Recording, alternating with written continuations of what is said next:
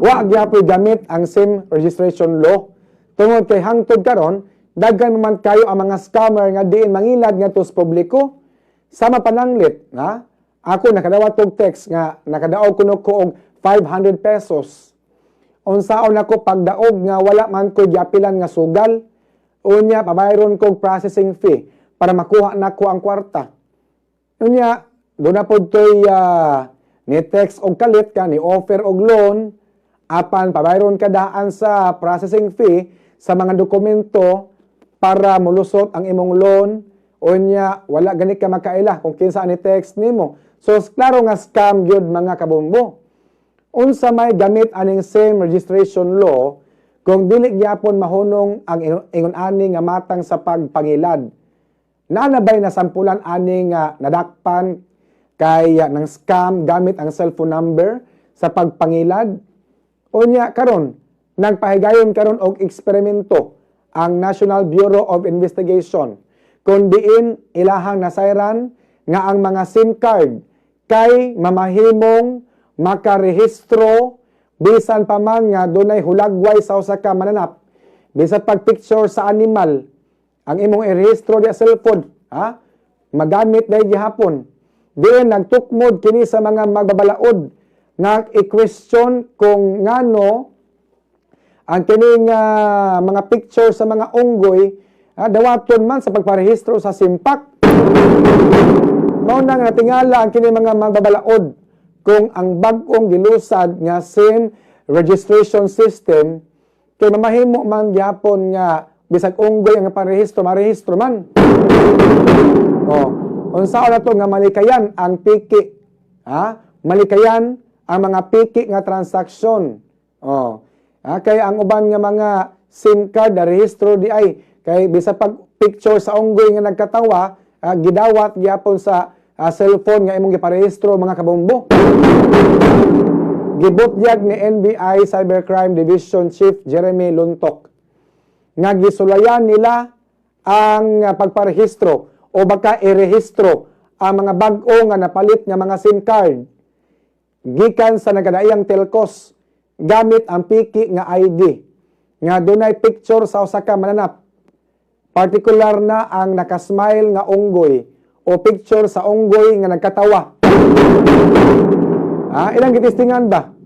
Himos nag-ID, naipangan, niya ang picture unggoy nga nagkatawa. Jesus Maria kagidawat man.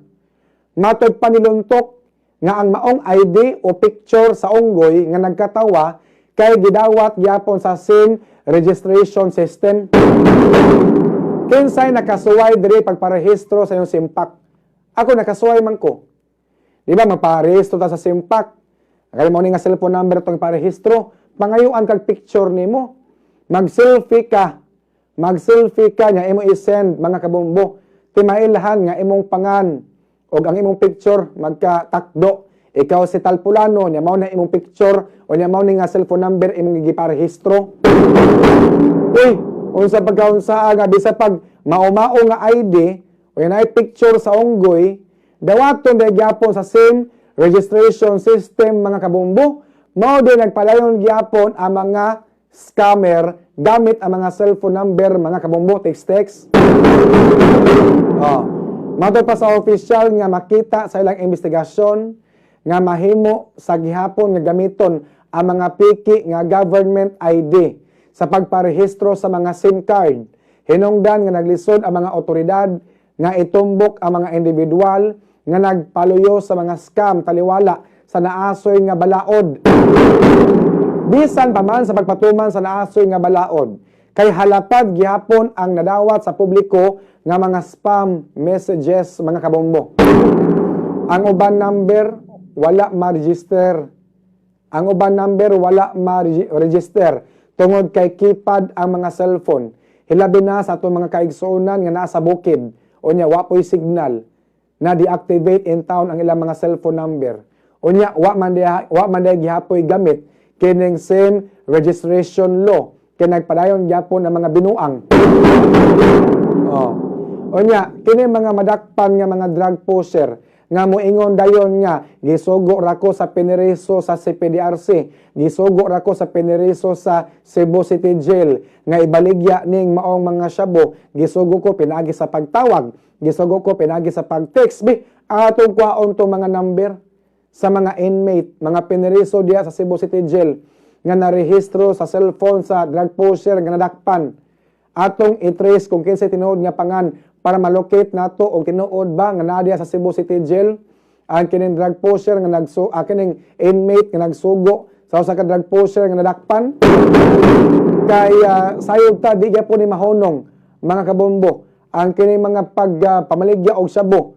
Kay matol pas mga drug pusher ang nagsugo nila piniriso kuno sa Cebu City Jail. Sayon ra kay ta mutudlo nga ang nagsugo piniriso sa Cebu City Jail. Giun sa mga pagsugo nga napriso naman na. Pinagi kuno sa pag-text, pagtawag, gisugo ko.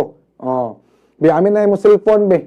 Unsa man kinsa man ang nambira nga nagsugo nimo nga ibaligya ang syabo, a certain Pablo, a certain Juan. Bi ato tanaw na. O taga DITC, ilocate ning nambira. Okay, say tinuod pangan tag-iyani mao number para mabaw na to para maputol ingon ani nga mata nga kalakaran. Ato sa